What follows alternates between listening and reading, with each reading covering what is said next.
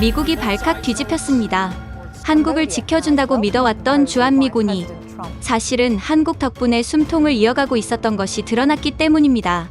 360만 발의 포탄, 세계 최고 수준의 자동 보급 시스템, 그리고 직접 두 눈으로 확인한 핵기술까지 세계 최강 미국이 방위비를 올리려다 오히려 한국에 의존하고 있다는 사실에 충격을 받은 것입니다.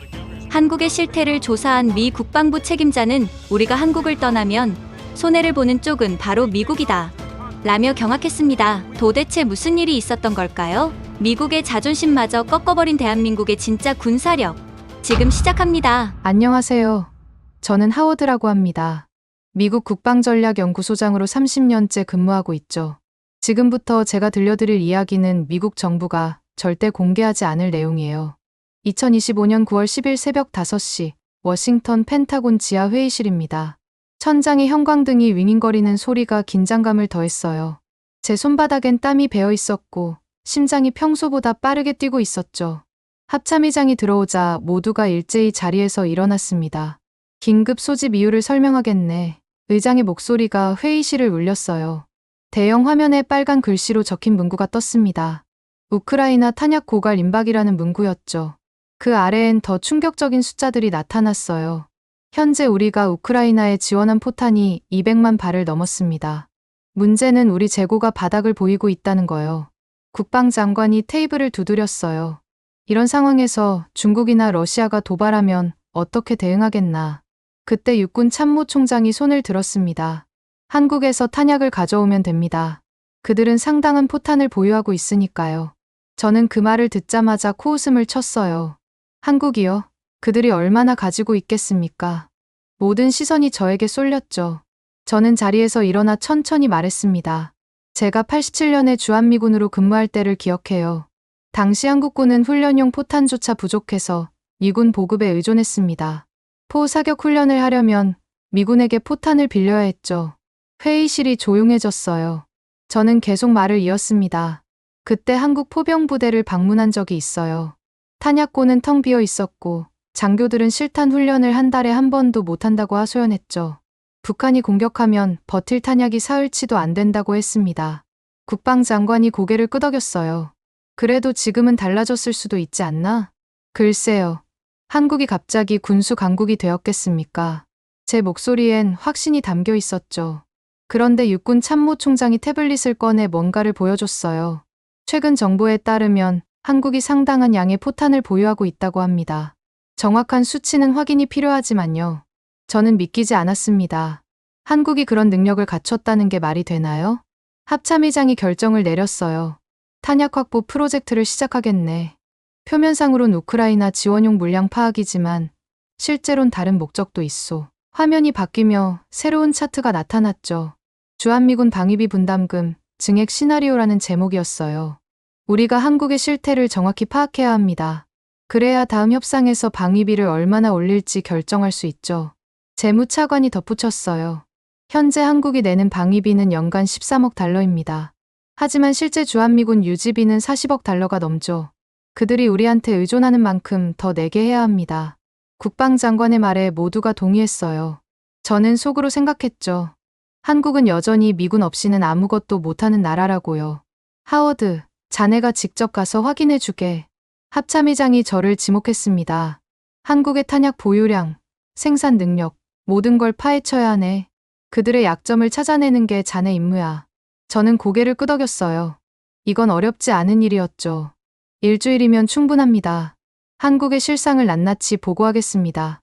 회의가 끝나고 복도로 나왔을 때 한 젊은 장교가 다가왔어요. 주한미군 연락장교 데이빗 대령이었죠. 소장님, 한국이 많이 변했습니다. 직접 보시면 놀라실 거예요. 저는 그의 어깨를 두드렸습니다.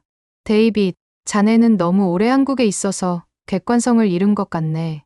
아닙니다. 정말로. 한국은 우리가 보호해주는 나라야.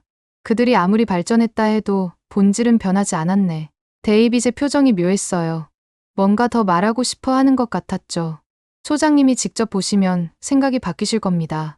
그럴 일은 없을 거야. 저는 단호하게 말했어요. 그날 저녁, 집에 돌아와 아내와 저녁을 먹었습니다. 작은 딸 에밀리가 식탁에서 휴대폰으로 뭔가를 보고 있었죠. 또 한국 드라마 보는 거니? 아내가 한숨을 쉬었어요. 이거 정말 재밌어요. 한국 배우들 너무 멋있고 이야기도 흥미진진해요. 저는 고개를 저었습니다. 에밀리, 한국은 우리가 도와주지 않으면 살아남을 수 없는 나라야. 아빠는 한국을 너무 모르세요. 지금 한국이 얼마나 대단한지 아세요? 내가 한국을 모른다고? 저는 웃음이 나왔죠. 아빠, 한국 가본 지 얼마나 됐어요? 30년 전이잖아요. 에밀리의 말이 뇌리에 남았어요. 정말 한국이 그렇게 변했을까요? 그날 밤, 저는 오래된 사진첩을 꺼냈습니다.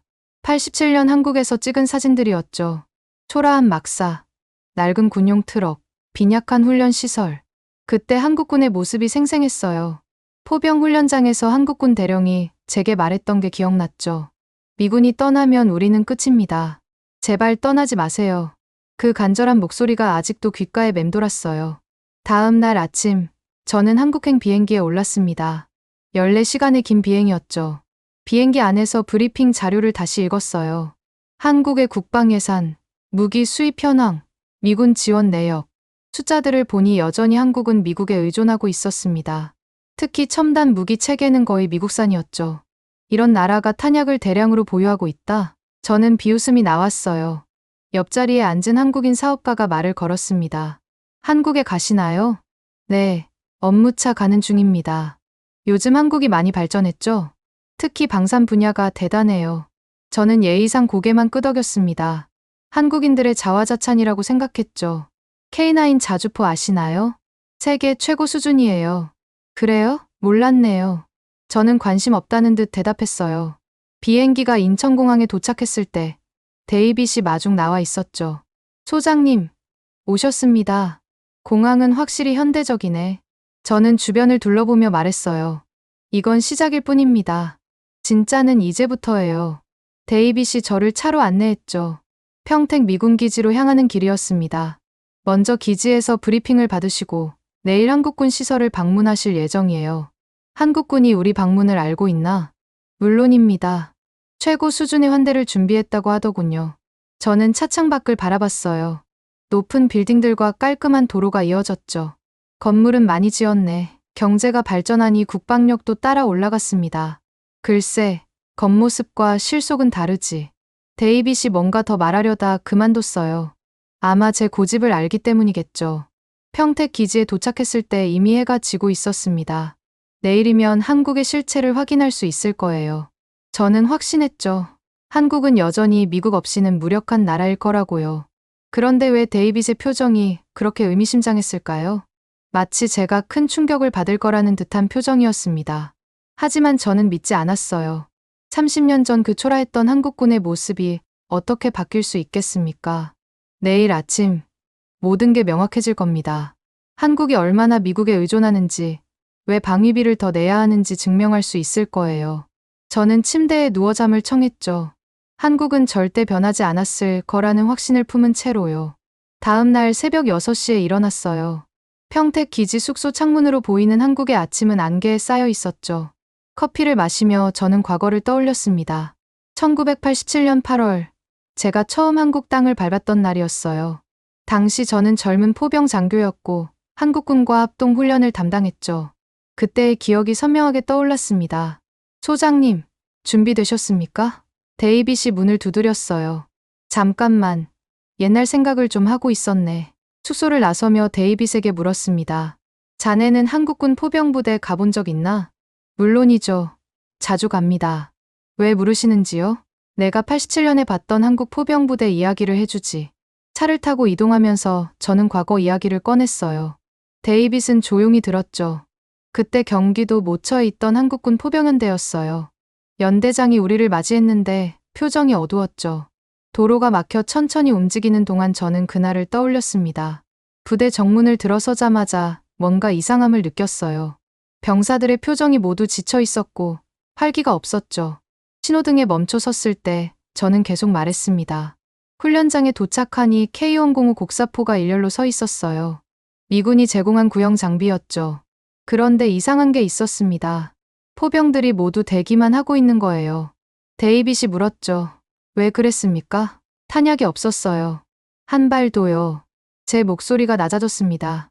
연대장이 우리에게 부탁했죠. 미군 탄약을 좀 빌려달라고요. 그날의 광경이 눈앞에 생생했어요. 훈련용 포탄 50발만 있으면 된다고 병사들이 한 달째 실사격을 못했다고 하소연했죠. 우리가 가져온 포탄 200발을 빌려줬습니다. 한국군 병사들의 눈빛이 얼마나 간절했는지 몰라요. 데이빗이 고개를 끄덕였어요. 그때는 정말 그랬다고 들었습니다. 훈련이 시작됐는데 첫 발을 쏘자마자 연대장이 중단을 명령했어요. 탄약이 아까워서였죠. 저는 한숨을 쉬었습니다. 각 포당 3발씩만 쏘고 훈련을 끝냈어요. 나머지는 전시를 대비해 아껴둬야 한다면서요. 병사들이 아쉬워하는 표정이 지금도 기억나요. 더 쏘고 싶어 했지만 참아야 했죠. 차가 커브를 돌자 저는 이야기를 이어갔습니다. 그 후에 탄약고를 보여달라고 했더니 텅 비어 있었습니다. 녹슨 포탄 상자 몇 개만 구석에 쌓여 있었죠. 습기 찬 창고 안은 곰팡이 냄새가 가득했어요. 보관 상태도 엉망이었죠. 천장에서 물이 떨어지고 있었고 바닥엔 물웅덩이가 있었습니다. 이런 곳에 탄약을 보관한다는 게 믿기지 않았어요. 차가 언덕을 넘어가자 군부대가 보이기 시작했어요. 연대장이 제게 귓속말로 했습니다. 만약 북한이 공격하면 3일도 못 버틴다고요. 실제 보유 포탄이 1000발도 안 된다고 했어요. 전쟁 나면 하루 만에 다 소진할 양이었죠. 그때 연대장의 손이 떨리고 있었어요. 부끄러움과 두려움이 섞인 떨림이었죠. 데이빗이 조심스럽게 말했습니다. 지금은 많이 달라졌습니다. 과연 그럴까? 저는 의심스러웠어요. 그날 저녁 한국군 장교들과 막걸리를 마셨죠. 한 대위가 울면서 말했어요. 제 목소리가 떨렸습니다. 우리는 포병인데 포를 쏠 수가 없다고. 탄약이 없어서 도수 훈련만 한다고요. 병사들이 실전에서 제대로 싸울 수 있을지 걱정된다고 했죠. 그 대위는 계속 술을 마시며 한탄했어요. 우리도 언젠가는 마음껏 포를 쏠 수 있을까요? 저는 대답할 수가 없었습니다. 그저 위로만 할 뿐이었죠. 그때 저는 확신했습니다. 한국은 미군 없이는 절대 살아남을 수 없다고요. 데이빗이 뭔가 말하려다 그만뒀어요. 또 다른 기억이 있어요. 1988년 봄, 팀스피릿 훈련 때였죠. 대규모 한미연합훈련이었는데 한국군은 미군 탄약에 전적으로 의존했습니다. 우리가 제공하는 포탄으로만 훈련했죠. 훈련 첫날 한국군 포병부대를 방문했어요. 병사들이 미군 트럭이 오기만을 기다리고 있었죠. 트럭이 도착하자 병사들이 환호성을 질렀어요. 마치 구원의 손길이 온 것처럼요. 한국군 포병 장교가 제게 물었어요. 언제쯤 우리도 충분한 탄약을 가질 수 있을까요? 저는 쓴웃음을 지었습니다. 저는 대답했죠. 미국이 있는 한 걱정하지 말라고요. 그런데 그 장교의 눈빛이 묘했어요. 감사하면서도 뭔가 억울해하는 듯한 표정이었죠. 나중에 알게 됐는데 그 장교는 일기에 이렇게 썼다고 해요. 언젠가 우리도 자립해야 한다고요. 차가 검문소를 통과했습니다. 한국군 부대 입구였어요. 저는 한국을 떠나면서 생각했습니다. 이 나라는 영원히 우리 보호가 필요할 거라고요. 공항으로 가는 길에 다시 그 포병부대를 지나갔어요. 여전히 초라해 보였죠. 비행기 안에서 보고서를 썼습니다. 한국군은 독자 작전 능력이 없다고요. 데이빗이 말했어요. 소장님, 잠시 후 보실 겁니다. 모든 게 바뀌었다는 거요. 데이빗, 자네는 너무 낙관적이야. 아닙니다. 사실을 말씀드리는 거예요. 저는 창밖을 바라봤습니다. 부대 건물들이 깔끔하게 정비되어 있었죠. 건물은 좋아졌네. 하지만 중요한 건 전투력이지. 맞습니다. 그래서 오늘 보여드릴 게 있습니다. 차가 멈춰 섰어요. 한국군 대령이 우리를 맞이했죠. 하워드 소장님, 환영합니다. 포방부 작전처장 김영철 대령입니다. 악수를 나누며 저는 그의 눈을 봤어요. 30년 전 그 간절했던 눈빛과는 달랐죠. 자신감이 넘치는 눈이었습니다. 뭔가 숨기고 있는 듯한 느낌도 들었어요. 오늘 무엇을 보여주실 건가요? 먼저 브리핑실로 모시겠습니다. 걸어가면서 저는 주변을 살폈어요. 병사들의 장비가 현대적이었고 움직임도 절도 있었죠. 하지만 저는 여전히 의심했습니다. 겉모습만 바뀌었을 뿐이라고요. 브리핑실에 들어서자 대형 화면이 준비되어 있었어요. 한국 포병 전력 현황이라는 제목이 떴죠. 김 대령이 설명을 시작했습니다. 먼저 과거를 잠시 언급하겠습니다. 화면에 80년대 사진이 나타났어요. 제가 기억하는 그 초라한 모습이었죠. 소장님이 기억하시는 그때가 맞습니다. 우리는 정말 아무것도 없었죠. 포탄 한 발이 귀해서 훈련도 제대로 못했습니다. 부끄러운 시절이었어요. 하지만 우리는 그때부터 결심했습니다. 언젠가는 자립하겠다고요. 하지만 지금은 다릅니다. 화면이 바뀌었어요. 현대적인 생산시설과 거대한 저장고가 보였죠. 저는 여전히 믿지 않았습니다. 사진은 누구나 찍을 수 있죠. 김 대령이 미소를 지었어요. 직접 보시면 다를 겁니다. 그 전에 하나 더 보여드릴 게 있습니다. 화면에 숫자들이 나타났어요. 연간 포탄 생산량, 비축량 같은 수치들이었죠. 하지만 저는 고개를 저었습니다. 숫자는 조작할 수 있어요. 정말 그렇게 생각하십니까? 김 대령의 목소리가 차분했어요. 30년 전 우리를 보셨으니 그렇게 생각하실 만합니다. 하지만 30년은 긴 시간이에요. 데이빗이 조용히 말했죠. 소장님, 일단 보시고 판단하시죠. 김 대령이 일어섰어요. 이제 현장으로 가시겠습니까? 좋습니다. 진실을 확인해 보죠. 브리핑실을 나서며 저는 확신했어요. 한국이 아무리 발전했다 해도 한계가 있을 거라고요. 복도를 걸으며 김 대령이 말했습니다. 소장님께서 보실 것은 극비 시설입니다. 극비라니 대단한 게 있나 보군요. 판단은 소장님이 하실 겁니다. 엘리베이터로 향하면서 김 대령이 물었습니다. 소장님은 한국이 변하지 않았다고 생각하시나요? 솔직히 그렇습니다. 왜 그렇게 생각하십니까? 30년은 긴 시간이지만 국가의 근본 체질을 바꾸기엔 짧죠. 김 대령이 의미심장하게 웃었어요. 체질은 바뀌지 않았습니다. 다만 그 체질을 제대로 발휘하기 시작했을 뿐이죠. 무슨 의미인지 이해가 안 됐어요. 엘리베이터 앞에 도착했습니다. 평범해 보이는 화물용 엘리베이터였죠. 그런데 김 대령이 특수 카드를 대자 숨겨진 패널이 열렸어요. 지하로 내려가는 버튼들이 나타났죠. 이게 뭡니까? 소장님이 찾으시는 답이 아래에 있습니다. 데이빗이 제 어깨를 두드렸어요. 준비되셨습니까? 저는 갑자기 불안해졌습니다. 뭔가 제 예상과 다른 게 있는 걸까요? 엘리베이터가 지하로 내려가기 시작했어요. 숫자판을 보니 지하 50m까지 내려가고 있었죠. 이렇게 깊이 뭐가 있는 겁니까? 곧 보실 겁니다. 30초가 영원처럼 느껴졌어요. 제 손바닥에 땀이 났죠. 엘리베이터가 멈췄습니다. 문이 열리자 거대한 철문이 나타났어요. 최고 기밀 시설이라는 표지가 보였죠. 경비병 2명이 경계를 서고 있었습니다. 김 대령이 또 다른 인증을 거쳤어요. 지문, 홍채, 음성 인식까지요. 철문이 천천히 열렸습니다. 그 너머로 보이는 광경에 저는 할 말을 잃었어요. 하지만 아직이었죠. 진짜는 이제부터 시작이었으니까요. 철문 너머로 들어서자 김복도가 나타났어요. 형광등 불빛이 차갑게 벽을 비추고 있었죠. 김 대령이 앞서 걸으며 설명을 시작했습니다. 이곳은 한국군 탄약 저장 시설의 일부입니다. 먼저 지상 시설부터 보여드리겠어요. 엘리베이터를 다시 타고 위로 올라갔죠. 지상으로 나오자 넓은 야외 공간이 펼쳐졌습니다. 제 눈앞에 낡은 창고들이 줄지어 서 있었어요. 페인트가 벗겨지고 녹슨 철문이 달린 건물들이었죠. 이게 탄약고입니까? 저는 실망감을 감추지 못했어요. 네, 맞습니다. 김 대령이 대답했죠. 첫 번째 창고로 다가갔습니다.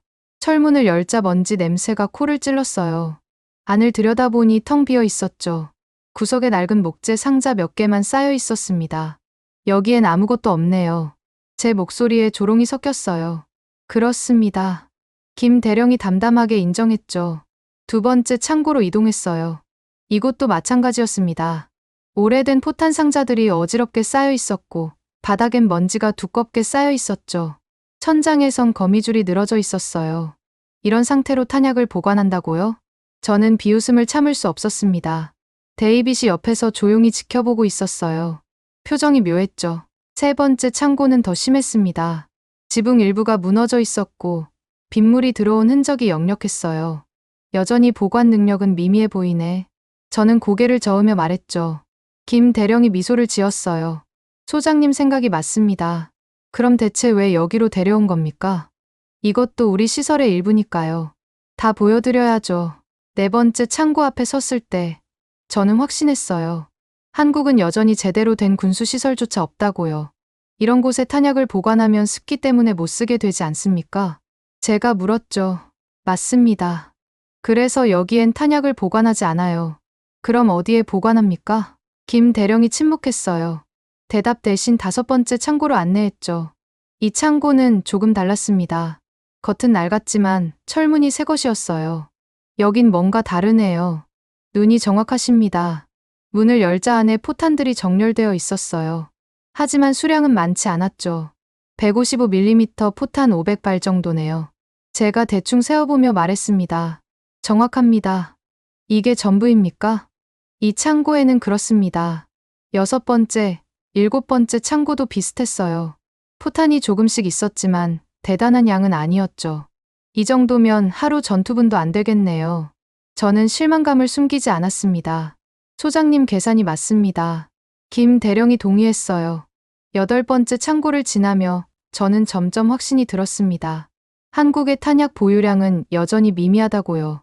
데이빗, 이게 자네가 말한 변화인가? 저는 데이빗을 돌아봤어요. 데이빗은 아무 말 없이 웃기만 했죠. 뭔가 더 있다는 표정이었습니다. 9번째 창고는 아예 자물쇠가 녹슬어 있었어요. 열어보지도 않고 지나쳤죠. 수리도 안 하는 모양이네요. 제가 지적했습니다. 필요 없으니까요. 김 대령의 대답이 이상했어요. 10번째 창고 앞에서 멈춰 섰을 때 저는 한숨을 쉬었습니다. 이제 충분히 봤습니다. 아직 더 있습니다. 더 봐야 합니까? 다 비슷할 텐데요. 김 대령이 손목시계를 봤어요. 시간이 되었네요. 뭐가 시간이 되었다는 겁니까? 그때 멀리서 트럭 소리가 들렸어요. 군용 트럭 여러 대가 다가오고 있었죠. 트럭들이 창고 앞에 멈춰 섰습니다. 병사들이 뛰어내려 작업을 시작했어요. 뭘 하는 겁니까? 전기 순환입니다. 병사들이 창고에서 포탄을 꺼내 트럭에 싣기 시작했어요. 동시에 트럭에서 새 포탄을 내려 창고에 넣었죠. 순환이라니요? 탄약은 계속 움직여야 합니다. 한 곳에 오래 두면 상하니까요. 작업은 신속하게 진행됐어요. 10분 만에 창고 하나가 완전히 교체됐죠. 이걸 얼마나 자주 합니까? 매주입니다. 매주요? 저는 놀랐어요. 네, 모든 탄약을 순환시킵니다. 트럭이 떠나자 김 대령이 말했죠. 이제 다른 곳을 보여드리겠습니다. 우리는 차를 타고 이동했어요. 5분쯤 달려 산기슭에 도착했죠. 거대한 바위 절벽이 우뚝 서 있었어요. 그 아래 작은 철문이 하나 있었죠. 여긴 또 뭡니까? 들어가 보시죠. 철문을 열고 들어가니 동굴 같은 공간이 나타났어요. 천연 동굴을 활용한 저장고였죠. 안은 서늘했지만 건조했어요. 포탄들이 나무 선반에 가지런히 놓여 있었죠. 자연 동굴을 활용했군요. 네, 항온항습이 자연적으로 유지됩니다. 하지만 여기도 대단한 양은 아니었어요. 1000발 정도가 전부였죠. 이런 동굴이 몇 개나 있습니까? 여러 개 있습니다. 여러 개라면 몇 개입니까? 김 대령이 웃으며 대답하지 않았어요. 다시 밖으로 나왔을 때 저는 실망감이 가득했습니다. 이게 한국의 탄약 저장 능력입니까? 일부입니다. 일부라 해도 너무 초라하지 않습니까? 김 대령이 데이빗을 봤어요. 둘이 눈빛을 교환했죠. 소장님, 이제 진짜를 보여드릴 시간입니다. 데이빗이 말했어요. 진짜라니, 이게 가짜란 말입니까? 가짜는 아니지만 전부는 아닙니다. 우리는 다시 차를 탔어요. 이번엔 더 깊은 산속으로 들어갔죠. 길이 점점 좁아지고 경사가 급해졌어요. 군사보안구역 표지판이 계속 나타났죠. 어디로 가는 겁니까? 곧 도착합니다. 30분쯤 달렸을까요? 갑자기 넓은 평지가 나타났어요. 거대한 콘크리트 구조물이 산 중턱에 박혀 있었죠. 입구는 작았지만 뭔가 거대한 게 숨어 있는 느낌이었어요. 여기가 어디입니까? 특수 저장 시설입니다. 차에서 내리자 삼엄한 경비가 눈에 띄었어요. 곳곳에 감시 카메라와 센서가 설치되어 있었죠. 입구로 다가가자 또 다른 인증 절차가 있었어요. 이번엔 더 복잡했죠.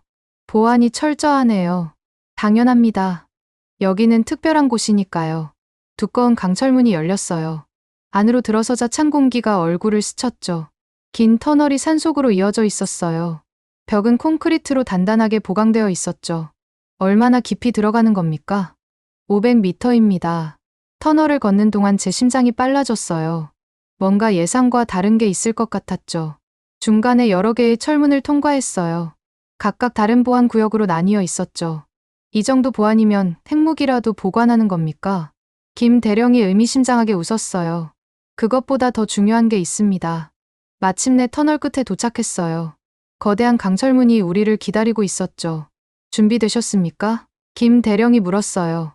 무엇을 준비하란 말입니까? 선입견을 버리실 준비요.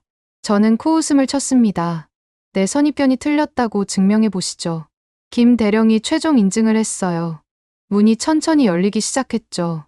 그 너머로 보이는 광경에 저는 숨이 막혔어요. 하지만 아직도 믿기지 않았죠. 이건 대체, 이제 시작입니다. 소장님. 데이빗이 제 어깨를 두드렸어요. 저는 다리에 힘이 빠지는 걸 느꼈습니다. 내 확신이 흔들리기 시작했어요. 하지만 아직도 인정하고 싶지 않았죠. 분명 뭔가 속임수가 있을 거라고요. 들어가시죠. 김 대령이 안내했어요. 저는 떨리는 발걸음으로 문을 넘어섰습니다. 그리고 완전히 얼어붙고 말았어요. 문 너머엔 미식축구장만 한 거대한 지하 공간이 펼쳐져 있었어요.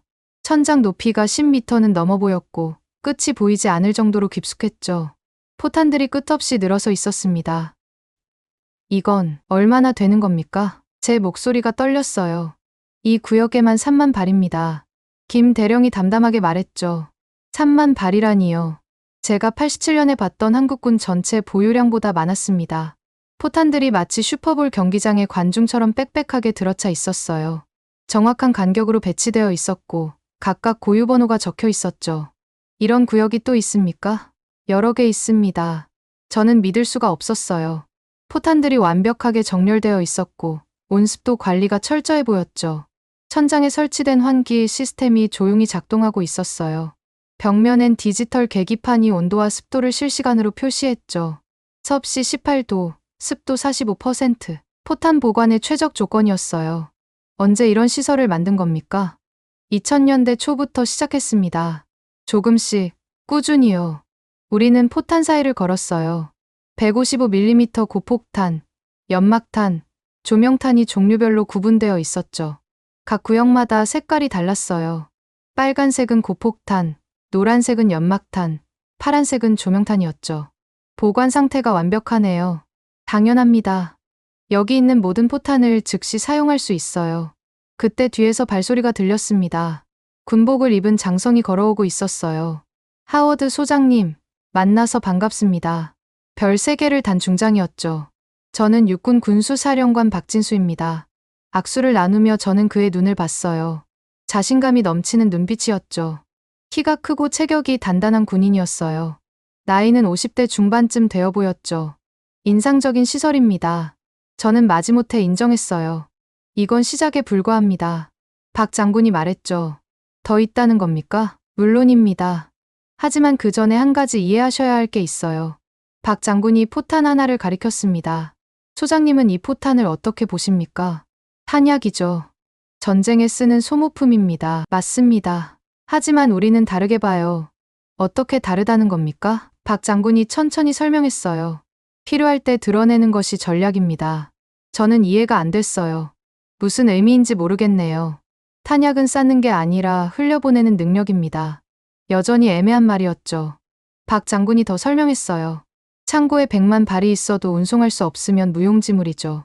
하루에 10,000발을 생산해도 즉시 전선에 보낼 수 있다면 그게 더 강합니다. 그래서요, 우리는 저장과 생산, 운송을 하나의 시스템으로 봅니다. 물처럼 흐르는 탄약 체계를 만들었어요. 미국도 비슷한 개념을 갖고 있습니다. 하지만 실행 방식이 다릅니다. 저는 고개를 갸웃했습니다. 이론은 그럴듯한데 실제로 가능합니까? 직접 보시죠. 박 장군이 우리를 다른 구역으로 안내했어요. 자동화된 운송 시스템이 설치되어 있었죠. 레일 위를 무인 운반차가 소리 없이 움직이고 있었어요. 포탄을 싣고 터널 깊숙이 사라졌죠. 마치 공항의 수화물 시스템 같았지만 규모가 훨씬 컸어요. 한 번에 500발씩 실을 수 있는 대형 운반차였죠. 이 레일이 어디로 연결됩니까? 전국 주요 포병 부대입니다. 지하 레일로 직접 연결했다고요? 네, 지하 50m에서 100m 사이의 네트워크를 구축했어요. 저는 충격을 받았습니다. 이런 대규모 공사를 어떻게 비밀리에 했을까요? 총 길이가 얼마나 됩니까? 3,000km입니다.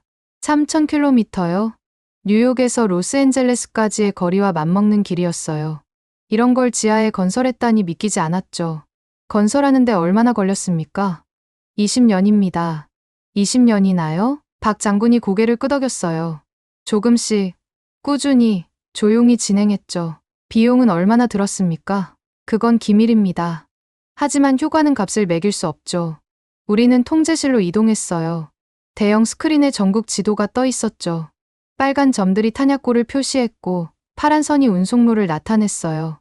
실시간으로 움직이는 노란 점들은 운송 중인 탄약이었죠. 화면이 마치 미군 지휘 통제실처럼 정교했어요. 아니, 어떤 면에선 더 발전해 보였죠. 이 시스템으로 전국 어디든 6시간 안에 탄약을 보낼 수 있습니다. 6시간이요? 네.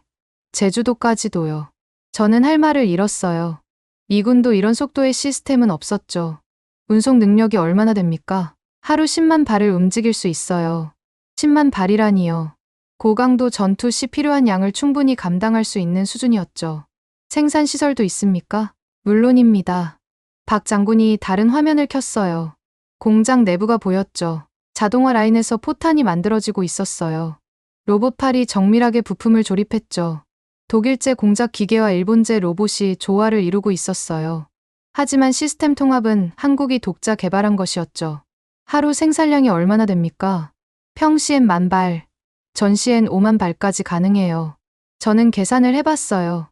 연간 360만 발, 전시엔 1,800만 발이었죠. 원자재는 어떻게 조달합니까? 국내에서 대부분 해결합니다. 철강, 화약, 신관 모두요. 자급자족이 가능하다는 겁니까? 네, 외부 의존도를 최소화했어요. 포스코 철강, 한화화약, 풍산신관 모두 국내 기업이 생산합니다. 박 장군이 저를 또 다른 곳으로 안내했어요. 엘리베이터가 있는 곳이었죠. 이제 더 깊은 곳을 보여드리겠습니다. 엘리베이터 앞에 TOP SECRET ACCESS LEVEL1 표지가 있었어요. 3중 보안 장치가 설치되어 있었죠. 붉은색 경고등이 깜빡이고 있었고 무장 경비원이 지키고 있었어요. 총을 든 병사의 눈빛이 날카로웠죠. 레벨 1이면 더 높은 레벨도 있습니까? 레벨 3까지 있습니다. 뭐가 그렇게 비밀입니까? 박 장군이 진지하게 말했어요. 소장님도 짐작하실 겁니다. 저는 갑자기 불안해졌어요. 설마 정말로 그런 게 있는 걸까요? 핵무기는 아니겠죠? 박 장군이 미소를 지었어요. 핵무기는 없습니다. 그럼 뭡니까? 핵무기보다 더 효과적인 게 있어요. 무슨 의미인지 알 수 없었죠. 박 장군이 보안 인증을 시작했어요. 지문, 홍채, 음성, 그리고 정맥까지요. 사중 인증을 거쳐야 했죠. 소장님도 임시 권한을 드리겠습니다. 제 생체 정보를 입력했어요. 임시 출입증이 발급됐죠. 전자 팔찌를 차야 했어요. 위치 추적과 생체 신호를 감지하는 장치였죠. 엘리베이터 문이 열렸습니다. 안은 일반 엘리베이터와 달랐어요. 방탄 유리와 비상 통신 장치가 있었고 산소 공급 장치까지 갖춰져 있었죠. 핵벙커 수준의 엘리베이터였어요. 얼마나 깊이 내려갑니까? 지하 50m입니다. 버튼을 누르자 엘리베이터가 움직이기 시작했어요. 귀가 먹먹해질 정도로 빠르게 하강했죠. 내려가는 동안 박 장군이 말했어요. 소장님은 한국을 과소평가하셨습니다. 인정합니다. 하지만 아직도 의심하고 계시죠? 솔직히 그렇습니다. 미국인들은 항상 그래요. 자기들만 최고라고 생각하죠. 박 장군의 말에 뜨끔했어요. 하지만 반박할 수 없었죠. 박 장군이 웃었어요. 곧 모든 의심이 사라질 겁니다. 엘리베이터가 멈췄어요. 문이 열리기 전 박 장군이 마지막으로 말했죠. 준비하세요. 이제부터 보실 것은 한국의 진짜 힘입니다. 문이 천천히 열렸어요. 제 눈앞에 펼쳐진 광경은 상상을 초월했죠. 하지만 그보다 더 충격적인 건 따로 있었어요. 포탄 너머 유리벽 뒤에서 벌어지는 일이었죠. 저건 대체... 제 목소리가 끊겼어요. 이제 이해하실 겁니다. 박 장군이 말했죠. 왜 우리가 핵무기가 필요 없는지를요. 저는 다리에 힘이 풀렸어요. 데이빗이 제 팔을 잡아주지 않았다면 쓰러졌을 겁니다. 이건 불가능해요. 어떻게 이런 걸. 한국은 불가능을 가능으로 만드는 나라입니다. 저는 떨리는 손으로 안경을 벗어 닦았어요. 다시 써도 광경은 똑같았죠. 내가 알던 한국이 아니었습니다. 완전히 다른 나라였어요. 엘리베이터 문이 완전히 열리자 저는 숨을 들이켰어요. 눈앞에 펼쳐진 광경은 제 상상을 완전히 뛰어넘었죠. 미식축구장 4개를 합친 크기의 거대한 지하 공간이 나타났습니다. 천장 높이가 20m는 되어 보였어요. 엄청난 규모의 지하 홀이었죠. 끝이 보이지 않을 정도로 깊숙이 이어져 있었습니다. 형광등 수백 개가 천장에 줄지어 있었는데도 공간이 너무 커서 어두운 부분이 있었어요. 멀리 보이는 벽은 안개처럼 흐릿했죠. 마치 거대한 지하 왕국에 들어온 기분이었습니다. 155mm 포탄들이 끝없이 늘어서 있었어요. 정확히 1m 간격으로 배치되어 있었죠. 마치 거대한 체스판처럼 완벽한 대칭을 이루고 있었습니다. 이게 전부 포탄입니까? 제 목소리가 메아리 쳤어요. 네, 30만 발입니다. 박 장군이 담담하게 말했죠. 30만 발이라니요. 미군 본토 기지 하나가 보유한 양보다 많았습니다. 제가 손으로 가장 가까운 포탄을 만져봤어요. 차가운 금속의 감촉이 생생했죠. 이건 환상이 아니라 현실이었습니다. 포탄들은 종류별로 색깔띠가 둘러져 있었어요. 노란색은 고폭탄, 빨간색은 대전차탄, 파란색은 연막탄이었죠. 각각 10만 발씩 정확히 구분되어 있었습니다. 이런 규모의 저장고가 또 있습니까? 전국에 12개가 있습니다. 12개라면 총 360만 발이었어요. 제가 아는 어떤 나라보다 많은 양이었죠. 정확히 360만 발입니까? 363만 7천 발입니다. 어제 기준이에요. 천장에는 자동 운반 시스템이 설치되어 있었어요. 거대한 크레인이 레일을 따라 움직이고 있었죠. 컴퓨터가 제어하는 완전 자동화 시스템이었습니다. 바로 그때 크레인이 작동하기 시작했어요. 부드럽게 포탄 10발을 집어 올려 운반차에 실었죠. 소음이 거의 없었고 정확도는 완벽했습니다. 저 크레인 하나가 시간당 1000발을 옮길 수 있어요. 박 장군이 설명했죠. 크레인이 몇 대나 있습니까? 이 구역에만 20대, 전체적으론 240대예요. 우리는 포탄 사이를 걸었어요. 가까이서 보니 더욱 압도적이었죠. 각 포탄마다 바코드와 전자 태그가 붙어 있었어요. 생산 일자, 유효 기간, 보관 위치가 모두 디지털로 관리되고 있었죠. 옆에 있던 모니터를 봤더니 실시간 재고 현황이 표시되고 있었어요. 포탄 하나하나의 상태가 초 단위로 업데이트되고 있었죠. 재고 관리는 어떻게 합니까? 인공지능이 자동으로 합니다. 유효 기간이 다가오면 자동으로 순환시켜요. 한국이 자체 개발한 시스템입니까? 네, 삼성과 LG가 공동 개발했어요. 그때 제 눈에 특이한 게 들어왔어요. 홀 한쪽 벽면이 두꺼운 강화유리로 되어 있었죠.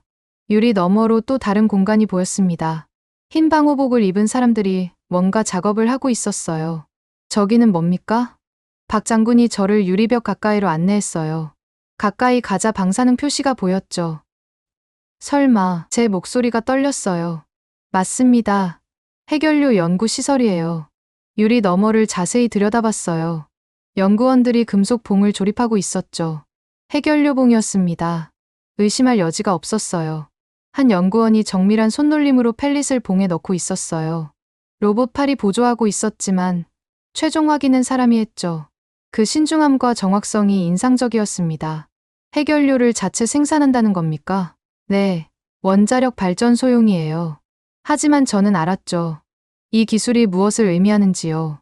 해결료를 만들 수 있다는 건 농축 기술이 있다는 뜻이었어요. 그리고 농축 기술은 곧 핵무기 제조 능력을 의미했죠. 농축 수준이 어느 정도입니까? 발전용은 5%입니다. 그 이상도 가능합니까? 박 장군이 의미심장하게 웃었어요. 기술적으론 가능하죠. 구체적으로 몇 %까지 가능합니까? 그건 기밀입니다. 하지만 충분하다고만 말씀드리죠. 저는 등골이 서늘해졌습니다. 한국이 사실상 핵무기 제조 능력을 갖췄다는 뜻이었어요. 언제부터 이런 능력을 갖춘 겁니까?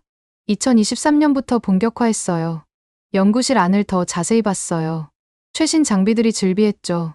원심 분리기가 일렬로 늘어서 있었고 질량 분석기가 작동 중이었어요. 레이저 농축 장치도 보였죠. 핵 선진국 수준의 장비들이었습니다.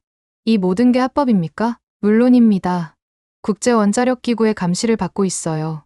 하지만 이 정도 기술이면 네, 결정만 하면 6개월 안에 가능해요.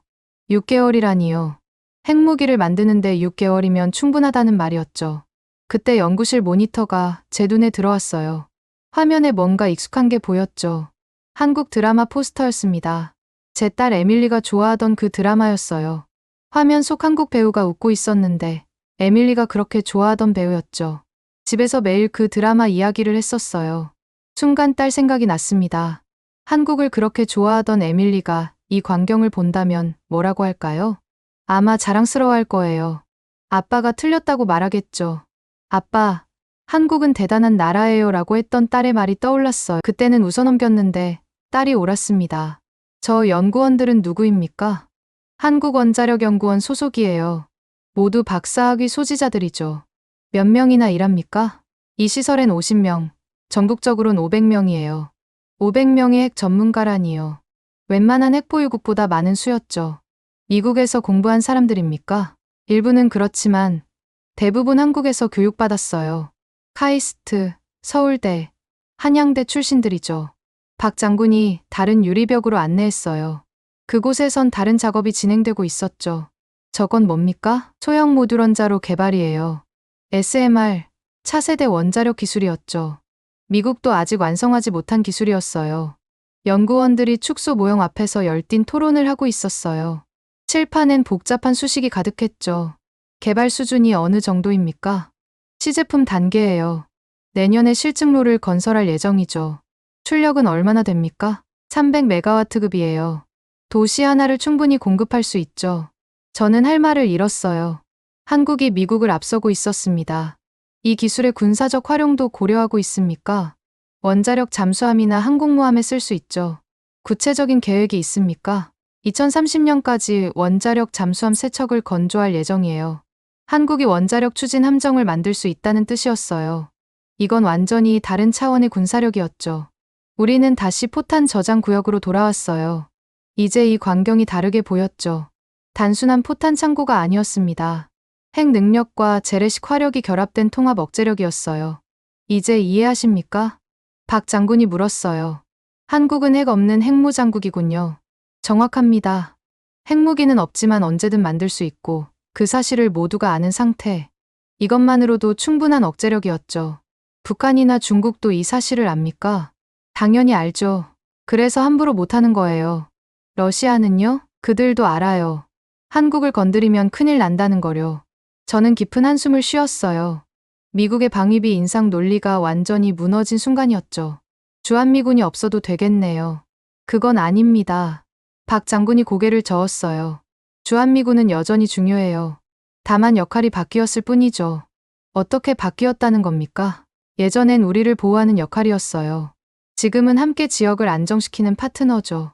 오히려 미군이 우리 시설을 이용하고 있어요. 탄약 보급, 정비, 의료 지원까지요. 그 말이 맞았어요. 한국은 더 이상 보호받을 대상이 아니었습니다. 내 눈으로 직접 봤어요. 이건 단순한 보관이 아니라 핵 없는 핵무장의 실체였습니다. 이 시설을 유지하는 비용이 얼마나 됩니까? 연간 2조 원 정도요. 약 15억 달러였죠. 미국이 요구하는 방위비 인상액과 비슷했어요. 그 돈으로 이런 걸 만들었군요. 우리 돈으로 우리를 지킵니다. 박 장군의 말에 뭐라 반박할 수 없었어요. 한국은 스스로를 지킬 능력이 충분했죠. 미 국방부가 이 사실을 알면 충격을 받겠죠. 아니, 인정하지 않으려 할 겁니다. 박 장군이 웃었어요. 그래도 현실은 바뀌지 않아요. 소장님이 보고하시면 믿을까요? 증거가 필요할 겁니다. 사진 촬영은 금지지만 메모는 하셔도 됩니다. 저는 수첩을 꺼내 핵심 수치들을 적었어요. 360만 발, 500명의 핵 전문가, SMR 기술. 우리는 엘리베이터로 돌아왔어요. 올라가기 전 박 장군이 마지막으로 말했죠. 소장님, 이제 한국을 다시 평가하실 때입니다. 저는 고개를 끄덕였어요. 더 이상 부정할 수 없었죠. 엘리베이터가 올라가는 동안 저는 생각했습니다. 워싱턴에 뭐라고 보고해야 할까요? 미국의 방위비 인상 논리는 완전히 무너졌어요. 오히려 우리가 한국에 의존하고 있다는 걸 인정해야 했죠. 지상으로 올라오자 햇빛이 눈부셨어요. 같은 햇빛인데 아까와는 다르게 느껴졌죠. 한국은 더 이상 만만한 나라가 아니었습니다. 아니, 어쩌면 우리보다 앞서 있을지도 몰라요. 지상으로 올라온 후 박 장군이 우리를 또 다른 건물로 안내했어요. 겉보기엔 평범한 공장 건물이었죠. 하지만 이제 저는 알았습니다. 한국에선 겉모습을 믿으면 안 된다는 거요. 이곳은 포탄 생산 시설입니다. 박 장군이 설명했어요. 건물 안으로 들어서자 거대한 기계음이 울렸습니다. 수백 대의 기계가 일사불란하게 움직이고 있었죠. 완전 자동화된 생산 라인이었어요. 철강이 들어가서 완성된 포탄이 나오기까지 모든 과정이 자동이었습니다. 사람은 모니터 앞에서 감시만 하고 있었죠. 독일의 인더스트리 4.0 수준을 넘어선 것 같았어요. 일일 생산량이 얼마나 됩니까? 제가 물었어요. 평시 기준 10,000발입니다. 10,000발이라니요. 미국의 주요 탄약 공장도 이 정도는 못했죠. 중앙 통제실로 들어갔어요. 벽 전체가 대형 스크린으로 덮여 있었습니다. 각 화면엔 생산 라인의 모든 공정이 실시간으로 표시되고 있었죠. 한 화면의 숫자가 계속 올라가고 있었어요. 오늘 생산량 8,745발이라고 표시되어 있었죠. 시계를 보니 오후 2시였는데 벌써 그만큼 생산했다는 뜻이었습니다. 이 속도면 연간 300만 발이 넘겠네요. 365만 발입니다. 우리는 명절에도 쉬지 않아요. 박 장군이 다른 화면을 가리켰어요. 한국 지도에 빨간 점들이 표시되어 있었죠. 전국에 12개 공장이 있습니다. 각각 하루만 발씩 생산해요. 12곳이면 하루 12만 발이었어요. 연간 4천만 발이 넘는 양이었죠. 그렇게 많이 생산해서 어디에 씁니까? 비축도 하고 수출도 합니다. 수출이요? 박 장군이 미소를 지었어요. 한국은 세계 최대 포탄 수출국입니다. 그제야 기억났어요. 우크라이나 전쟁 때 한국이 간접적으로 포탄을 지원했다는 소문을 들었죠. 우크라이나에도 보냈습니까? 직접은 아니지만 우회적으로 지원했죠. 폴란드를 통해서요. 생산 라인을 직접 보러 갔어요. 가까이서 보니 더욱 인상적이었죠. 뜨거운 철강이 프레스에서 포탄 모양으로 찍혀 나왔어요. 식히고, 깎고, 연마하는 과정이 물 흐르듯 이어졌죠. 로봇팔이 정확하게 신관을 조립했습니다. 불량률이 어느 정도입니까? 10,000분의 1 이하예요. 10,000발 중 1발도 안 된다는 뜻이었죠. 믿기 어려운 품질 관리 수준이었어요. 품질 검사는 어떻게 합니까? 인공지능이 전수 검사예요. 엑스레이로 내부까지 확인하죠. 검사 구역으로 이동했어요. 포탄 하나하나가 엑스레이 장치를 통과하고 있었죠. 화면에 포탄 내부가 선명하게 보였어요. 화약 충전 상태, 신관 결합 상태가 모두 확인됐죠. 조금이라도 이상이 있으면 자동으로 제거되는 시스템이었습니다. 이 기술은 어디서 배운 겁니까? 독자 개발했어요. 30년간 축적한 노하우죠. 그때 박 장군이 태블릿을 꺼내 뭔가를 보여줬어요. 실시간 물류 현황이었죠. 지금 이 순간에도 포탄이 움직이고 있습니다. 화면엔 한국 전체가 나타나 있었어요. 노란 점들이 도로와 철도를 따라 이동하고 있었죠. 부산항에서 출발한 포탄이 철도로 북상하고 있었고, 포항 공장에서 나온 포탄이 서해안으로 향하고 있었어요. 마치 혈관을 따라 흐르는 혈액 같았죠. 하루에 얼마나 운송합니까? 평균 5만 발이 이동해요. 박 장군이 화면을 확대했어요. 부산항이 클로즈업 됐죠. 부산항은 우리의 핵심 허브입니다. 항구엔 컨테이너들이 산더미처럼 쌓여 있었어요. 그중 상당수가 포탄 컨테이너였죠.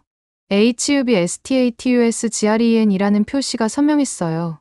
모든 시스템이 정상 작동한다는 뜻이었죠.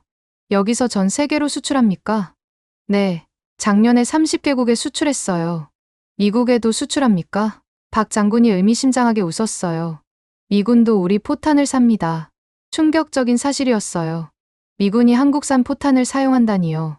언제부터입니까? 5년 전부터요. 품질이 좋고 가격이 저렴해서죠. 저는 할 말을 잃었어요. 미국이 한국 무기에 의존하고 있었다니요. 박 장군이 우리를 다른 구역으로 안내했어요. K9 자주포가 줄지어 서 있었죠. 이것도 수출품입니까? 네, 전 세계 베스트셀러예요. K9 자주포 옆에 기술자들이 정비를 하고 있었어요. 폴란드 국기가 붙어 있는 것도 있었고, 호주 국기가 붙은 것도 있었죠. 작년에 폴란드에 1,000대를 수출했습니다. 1,000대요? 네, 역사상 최대 규모 방산 수출이었죠. 그때 한 기술자가 다가왔어요. 10분 후에 시험 사격이 있습니다. 보시겠습니까? 우리는 관측소로 이동했어요. 방탄유리 너머로 사격장이 보였죠. K9 자주포가 포신을 들어 올렸어요. 순간 거대한 폭음과 함께 포탄이 발사됐죠. 사거리가 얼마나 됩니까? 일반 포탄은 40km, 특수 포탄은 60km예요. 60km라면 서울에서 개성까지 닿는 거리였어요. 북한 전 지역을 사정권에 둘 수 있는 능력이었죠. 재장전 시간은요? 30초입니다. 그 순간 자주포가 다시 발사 준비를 마쳤어요. 정말 30초 만에 다음 포탄이 발사됐죠. 분당 발사 속도가 미군 팔라딘보다 빠르네요. 네, 세계 최고 수준이죠. 박 장군이 저를 보며 말했어요. 소장님, 이제 아시겠습니까? 무엇을요? 주한미군이 아니라 이제는 미군이 우리에게 의존합니다. 그 말이 가슴에 박혔어요. 부정하고 싶었지만 사실이었죠.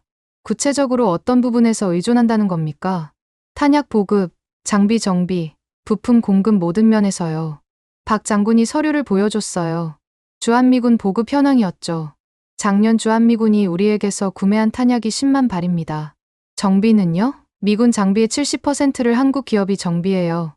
저는 충격을 받았어요. 미군이 이렇게까지 한국에 의존하고 있었다니요. 만약 한국이 지원을 중단하면 주한미군은 일주일도 못 버팁니다. 끔찍한 현실이었어요. 우리가 보호한다던 나라가 우리를 떠받치고 있었죠. 이런 사실을 미 국방부가 압니까? 일부는 알지만 인정하지 않으려 하죠. 박 장군이 창밖을 가리켰어요. 멀리 주한미군 기지가 보였죠. 저 기지의 전력 절반을 한국이 공급합니다. 식량의 80%도 한국산이고요. 기지 건설과 유지 보수도 한국 기업이 합니다. 저는 깊은 한숨을 쉬었어요. 방위비를 올려달라고 요구하러 왔다가 정반대 현실을 마주한 거죠. 그럼 방위비 분담금은 사실상 한국이 미국을 지원하는 돈이에요. 박 장군의 말이 맞았어요. 한국이 내는 방위비로 미군이 유지되고 있었죠. 이 모든 걸 언제 준비한 겁니까? 30년 전부터요. 소장님이 한국을 떠난 그때부터 시작했죠. 30년이라니요. 제가 한국을 무시하고 있는 동안 그들은 조용히 힘을 키웠던 거예요. 왜 이런 사실을 숨겼습니까? 숨긴 게 아니라 드러내지 않았을 뿐이에요. 필요한 때가 올 때까지요. 그때가 지금입니까? 네, 이제 세계가 알아야 할 때예요. 박 장군이 마지막으로 한 곳을 더 보여줬어요. 연구개발센터였죠. 젊은 연구원들이 새로운 무기를 개발하고 있었어요. 레이저 유도 포탄, 극초음속 미사일, 드론 방어 시스템까지요. 미래 전쟁을 준비하고 있습니다. 미국과 경쟁한다는 겁니까? 경쟁이 아니라 협력입니다. 대등한 파트너로서요. 저는 고개를 끄덕였어요. 이제 완전히 이해했죠. 워싱턴으로 돌아가면 보고서를 완전히 다시 써야 했어요. 한국은 보호 대상이 아니라 필수 파트너라고요. 차를 타고 숙소로 돌아오는 길에 저는 생각에 잠겼습니다. 어떻게 이런 일이 가능했을까요? 데이빗이 조용히 말했어요. 이제 믿으시나요? 완전히 압도당했네. 한국인들은 위기를 기회로 만드는 민족이에요. 그 말이 맞았어요. 가난과 전쟁의 폐허에서 이런 나라를 만들었으니까요. 저는 휴대폰을 꺼내 메모를 시작했어요. 워싱턴에 보낼 보고서의 초안이었죠. 한국은 더 이상 우리에게 의존하는 나라가 아니다. 오히려 우리가 그들에게 의존하고 있다. 숙소로 돌아온 저는 밤새 잠을 이룰 수 없었어요. 오늘 본 것들이 계속 머릿속을 맴돌았죠. 새벽 4시, 저는 노트북을 열고 보고서 작성을 시작했습니다. 데이빗이 아침 일찍 찾아왔어요. 잠은 좀 주무셨습니까? 아니, 충격이 너무 커서 못 잤네. 오늘은 마지막 브리핑이 있습니다. 구체적인 데이터를 보여드릴 예정이에요. 우리는 다시 포방부 본부로 향했어요. 이번엔 더 많은 장성들이 모여 있었죠. 회의실에 들어서자 대형 스크린에 차트가 떠 있었어요. 대한민국 방위 역량 종합 보고서라는 제목이었죠. 박 장군이 발표를 시작했습니다. 이제 정확한 숫자를 보여드리겠습니다. 첫 번째 슬라이드가 나타났어요. 포탄 총 보유량 360만 발이라고 적혀 있었죠. 이는 공식 집계입니다. 비공식 예비 물량까지 포함하면 400만 발이 넘어요. 저는 메모를 했어요. 미국의 총 보유량이 120만 발 정도였으니 한국이 3배나 많았죠. 미국보다 많다니 믿기지 않네요. 미국은 전 세계에 분산되어 있지만 우리는 집중되어 있죠. 두 번째 슬라이드가 나왔어요. 연간 생산 능력 300만 발이었습니다. 평시 기준입니다. 전시엔 2배까지 증상 가능해요. 그럼 600만 발이란 말입니까? 네, 이미 시뮬레이션으로 검증했어요. 박 장군이 다음 차트를 보여줬어요. 각국의 포탄 생산량 비교였죠. 미국이 연간 30만 발, 러시아가 100만 발, 중국이 200만 발이었어요. 한국은 압도적 1위였죠. 어떻게 이게 가능합니까? 집중과 효율입니다. 우리는 한 가지를 제대로 만들어요. 세 번째 슬라이드는 더 충격적이었어요. 해결료 자립률 100%라고 나와 있었죠. 원료 채굴부터 농축, 가공까지 모두 국내에서 해결합니다. 우라늄 광산이 한국에 있습니까? 해수에서 추출하는 기술을 개발했어요. 무한정 공급이 가능하죠. 저는 펜을 놓고 말았어요. 이건 상상을 초월하는 기술력이었죠. 해수 우라늄 추출은 경제성이 없다고 알고 있는데요. 기존 방식은 그렇습니다. 하지만 우리는 새로운 방법을 개발했어요. 박 장군이 영상을 틀었어요. 동해안에 설치된 추출 시설이 나왔죠. 거대한 그물 같은 구조물이 바닷속에 설치되어 있었어요. 특수 필터가 우라늄을 흡착하는 방식이었죠. 연간 얼마나 추출합니까? 300톤입니다. 원전 연료와 무기용으로 충분한 양이죠. 그때 다른 장군이 서류를 가져왔어요. 하버드 보고서가 도착했습니다. 박 장군이 서류를 펼쳤어요. 하버드 대학 벨퍼 과학국제문제연구소의 공식 보고서였죠. 제목이 눈에 띄었어요. 한국의 잠재적 핵 능력 평가라고 되어 있었죠. 박 장군이 핵심 부분을 읽기 시작했어요. 대한민국은 공식 핵 보유국은 아니지만 이미 핵 없는 핵무장국의 억제 능력을 보유했다. 보고서를 직접 받아 읽어봤어요. 충격적인 내용들이 이어졌죠. 한국은 6개월 내 핵무기 제조 가능한 모든 기술과 물질을 보유하고 있다. 플루토늄 보유량은 40kg으로 추정되며 이는 핵탄두 10개 제조가 가능한 양이다. 우라늄 농축 능력은 연간 20% 농축 우라늄 100kg 생산이 가능하다. 저는 손이 떨렸어요. 이건 사실상 핵무장국이나 다름없었죠. 이 보고서가 공개되면 이미 주요국 정보기관은 다 알고 있어요. 공개 여부만 남았죠. 박 장군이 다음 자료를 보여줬어요. 한미 군사협력 현황이었죠. 주한미군 28,000명이 한국의 지원 없이는 작전이 불가능합니다. 구체적인 수치들이 나왔어요. 주한미군 탄약의 60%가 한국 비축분이었고 연료의 70%를 한국이 공급했죠. 부상병 치료의 80%가 한국 병원에서 이뤄집니다. 전시 보급로의 90%를 한국이 확보하고 있어요. 저는 계산을 해봤어요. 주한미군이 독자 작전을 하려면 최소 500억 달러가 추가로 필요했죠. 이런 상황에서 미군이 철수하면 미국의 아시아 전략이 붕괴됩니다. 박 장군이 지도를 펼쳤어요. 태평양 전체가 보였죠. 한국은 미국의 태평양 전략의 핵심입니다. 일본, 괌, 하와이를 잇는 방어선의 중심이죠. 한국이 빠지면 중국과 러시아를 견제할 수 없어요. 그 말이 맞았어요. 지정학적으로 한국은 대체 불가능했죠. 게다가 한국의 방산 기술이 없으면 미군 현대화도 늦어집니다. 무슨 의미입니까? 미군 차세대 무기 개발에 한국 기업들이 참여하고 있어요. 리스트를 보여줬어요. 삼성의 반도체, LG의 배터리, 하나의 추진체가 미군 무기에 들어가고 있었죠. 에이브람스 탱크 업그레이드에도 한국 기술이 들어갑니다. F-35 전투기 부품 중 일부도 한국산이에요. 저는 머리를 감싸 쥐었어요. 미군이 이렇게까지 한국에 의존하고 있었다니요. 그럼 방위비 분담금은 오히려 한국이 미국에게 청구해야 할 판이죠. 박 장군이 계산서를 보여줬어요. 한국이 미군에게 제공하는 지원을 금액으로 환산한 것이었죠. 연간 40억 달러 상당의 지원을 하고 있습니다. 미국이 받는 방위비는 13억 달러인데 실제로는 한국이 3배를 지원하는 셈이에요. 저는 할 말을 잃었어요. 워싱턴의 계산이 완전히 틀렸던 거죠.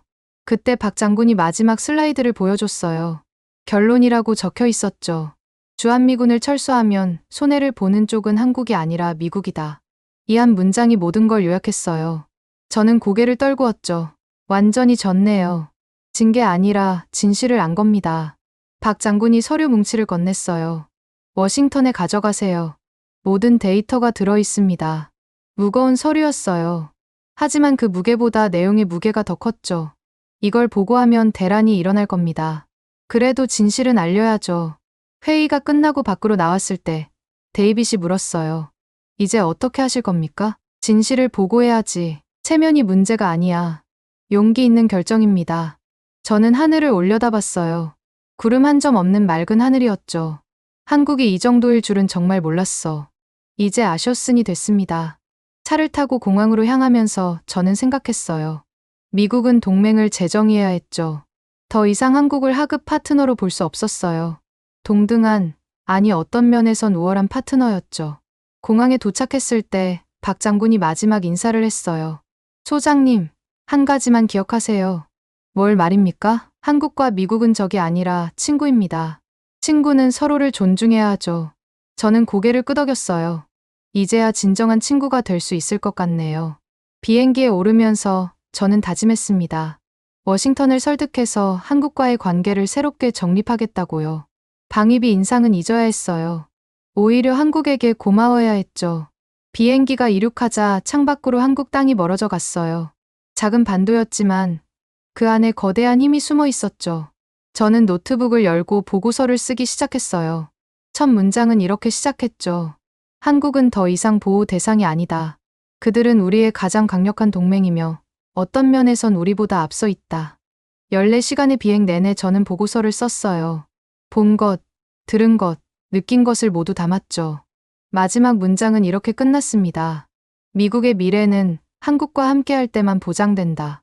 워싱턴에 도착한 다음 날 아침, 저는 펜타곤으로 향했어요. 긴급 회의가 소집되어 있었죠. 같은 회의실, 같은 사람들이었지만 제 마음은 완전히 달라져 있었습니다. 합참의장이 들어오자 모두가 자리에 앉았어요. 하워드, 한국 보고를 들어보자. 저는 일어서서 프레젠테이션을 시작했어요. 첫 슬라이드에 큰 글씨로 써놓았죠. 한국 재평가 보고서, 우리가 모르던 진실. 회의실이 조용해졌어요. 모두들 의아한 표정이었죠. 먼저 제 과거 판단이 틀렸음을 인정합니다. 제 첫 마디에 모두가 놀랐어요. 한국은 더 이상 우리가 보호하는 나라가 아닙니다. 그들은 스스로를 방어할 충분한 능력이 있고 오히려 우리가 의존하고 있습니다. 국방장관이 인상을 찌푸렸어요. 무슨 소리인가? 자세히 설명하게. 저는 준비한 자료를 화면에 띄웠어요. 포탄 360만 발 보유, 연간 300만 발 생산 능력이 나타났죠. 이건 불가능해. 육군 참모총장이 소리쳤어요. 저도 처음엔 믿지 않았습니다. 하지만 제 눈으로 직접 확인했어요. 지하 저장고 사진을 보여줬어요. 물론 보안상 제한된 사진이었지만 규모는 충분히 전달됐죠. 미식축구장 4개 크기의 지하 시설이 12곳입니다. 각각 30만 발씩 보관하고 있어요. 재무차관이 계산기를 두드렸어요. 그럼 우리보다 3배가 많다는 건가? 정확합니다. 다음 슬라이드는 더 충격적이었어요. 한국의 해결료 자립 능력이라는 제목이었죠. 한국은 우라늄 농축부터 해결료 제조까지 모든 기술을 보유하고 있습니다. 핵무기 제조 능력이 있다는 말인가? 합참의장의 목소리가 날카로웠어요. 기술적으론 6개월이면 가능합니다. 하버드 보고서가 이를 확인했어요. 보고서를 돌렸어요. 하버드 대학 공식 문서였죠. 회의실이 술렁거렸어요. 누군가 작은 목소리로 말했죠. 그럼 북한보다 강한 거 아닌가? 북한은 상대도 안 됩니다. 제가 단언했어요. 국방장관이 테이블을 쳤어요. 그래도 주한미군이 없으면 중국을 못 막는다. 저는 고개를 저었어요. 오히려 주한미군이 한국에 의존하고 있습니다. 다음 자료를 보여줬어요. 주한미군이 한국으로부터 받는 지원 목록이었죠. 탄약의 60%, 연료의 70%, 의료 지원의 80%를 한국이 제공합니다. 비용으로 환산하면 연간 40억 달러예요. 우리가 받는 방위비 13억 달러의 3배죠. 회의실이 침묵에 빠졌어요. 충격이 너무 커서 말이 안 나오는 것 같았죠. 그때 해군 참모총장이 물었어요. 한국이 왜 이런 사실을 숨겼지? 숨긴 게 아니라 드러내지 않았을 뿐입니다. 겸손한 거죠. 저는 마지막 슬라이드를 띄웠어요. 대형 스크린에 KUREA NUCLEARE QUIVALENT DTRRENT라는 문구가 나타났죠. 한국은 핵 없는 핵무장국입니다. 이미 충분한 억제력을 갖췄어요. 합참의장이 깊은 한숨을 쉬었어요. 그럼 방위비 인상은? 논의 자체가 무의미합니다. 오히려 우리가 더 지원해야 할 판이에요. 국방장관이 의자에 기대앉았어요. 한참을 침묵하다가 입을 열었죠. 하워드, 정말 확실한가? 제 명예를 걸고 보장합니다. 그때 대통령 보좌관이 들어왔어요. 대통령께서 보고를 기다리십니다. 우리는 모두 백악관으로 이동했어요. 대통령 집무실에서 같은 브리핑을 했죠. 대통령은 조용히 듣고 있었어요. 마지막에 한 가지만 물었죠. 한국과의 관계를 어떻게 재정립해야 하나? 국방장관이 대답했어요. 앞으로는 한국을 존중해야 합니다. 그들이 없으면 우리 전략도 무너집니다. 대통령이 고개를 끄덕였어요. 동등한 파트너로 대우하라는 말이군. 그 이상입니다. 제가 덧붙였어요. 어떤 면에선 우리가 배워야 할 대상이에요. 회의가 끝나고 집으로 돌아왔을 때 딸 에밀리가 저를 맞았어요. 아빠, 한국 어땠어요? 저는 딸을 안으며 말했죠. 내가 옳았어. 한국은 정말 대단한 나라야. 정말요? 아빠가 그런 말을 하다니. 내가 틀렸어. 한국을 너무 과소평가했어. 에밀리가 환하게 웃었어요. 그럼 이제 한국 드라마 같이 봐요. 그래, 같이 보자. 거실에 앉아 한국 드라마를 보면서 저는 생각했어요. 이 작은 화면 속 나라가 얼마나 큰 힘을 숨기고 있는지를요. 드라마 속 주인공이 말했어요. 힘은 보여주는 게 아니라 필요할 때 쓰는 거야. 그 대사가 마치 한국을 설명하는 것 같았죠. 조용히, 꾸준히, 그리고 결정적인 순간에요. 다음 날, 언론에 보도가 나갔어요. 미국, 한국을 핵심 전략 파트너로 격상이라는 제목이었죠. 방위비 인상 논의는 자연스럽게 사라졌어요. 대신 기술 협력과 공동 개발 논의가 시작됐죠. 한 달 후, 한국 국방장관이 워싱턴을 방문했어요. 새로운 동맹 관계를 논의하기 위해서였죠. 회담장에서 한국 국방장관이 말했어요. 이제 진정한 파트너가 될 때입니다. 미 국방장관이 손을 내밀었어요. 한국의 진가를 이제야 알았습니다. 두 사람이 악수하는 장면이 전 세계에 중계됐어요. 새로운 시대의 시작을 알리는 순간이었죠. 저는 그 장면을 보며 생각했어요. 한국은 조용하지만 결정적인 힘으로 동맹의 무게중심을 바꿨다고요. 박 장군이 했던 말이 기억났어요. 한국은 불가능을 가능으로 만드는 나라입니다. 그 말이 맞았어요. 전쟁의 폐허에서 일어나 세계적 군사 강국이 됐으니까요. 이제 미국도 인정해야 했습니다. 한국 없는 미국의 아시아 전략은 불가능하다는 거요. 몇 달 후, 저는 다시 한국을 방문했어요. 이번엔 다른 목적이었죠. 한미 공동 방산협력위원회 위원장으로서였어요. 한국과 미국이 함께 미래 무기를 개발하기로 했거든요. 인천공항에 도착했을 때 박 장군이 마중 나와 있었어요. 다시 오신 걸 환영합니다. 하워드. 이번엔 배우러 왔습니다. 제가 웃으며 말했죠. 서로 배우는 거죠. 박 장군도 웃었어요. 차를 타고 가면서 창밖을 봤어요. 석 달 전과 같은 풍경이었지만 제 눈엔 다르게 보였죠. 더 이상 만만한 나라가 아니었어요. 존중받아 마땅한 강국이었죠. 호텔에 짐을 풀면서 저는 일기를 썼어요. 한국은 나에게 겸손을 가르쳐 줬다. 진정한 힘은 과시하지 않는다는 걸 배웠다. 창밖으로 서울의 야경이 반짝이고 있었어요. 화려한 불빛 뒤에 숨겨진 진짜 힘을 이제 저는 알고 있었죠. 한국은 조용히 세계의 중심으로 나아가고 있었어요. 그리고 미국은 그들과 함께 가야만 했죠. 제 인생에서 가장 큰 깨달음을 준 나라, 한국. 저는 이제 그들을 진심으로 존경합니다. 30년 전엔 무시했던 나라를 이제는 우러러봅니다. 이것이 제가 한국에서 배운 가장 큰 교훈이었어요. 앞으로 한미 관계는 더욱 발전할 겁니다. 동등한 파트너, 아니 형제 같은 동맹으로서 말이죠. 그리고 그 중심에 제가 있을 거예요. 한국을 가장 잘 이해하는 미국인으로서요. 대한민국이 잘하고 있다고 생각하신다면 한국 최고. 대한민국이 아직 멀었다고 생각하신다면 한국 힘내라. 여러분의 생각을 댓글로 남겨주세요. 지금까지 감동을 더하다였습니다.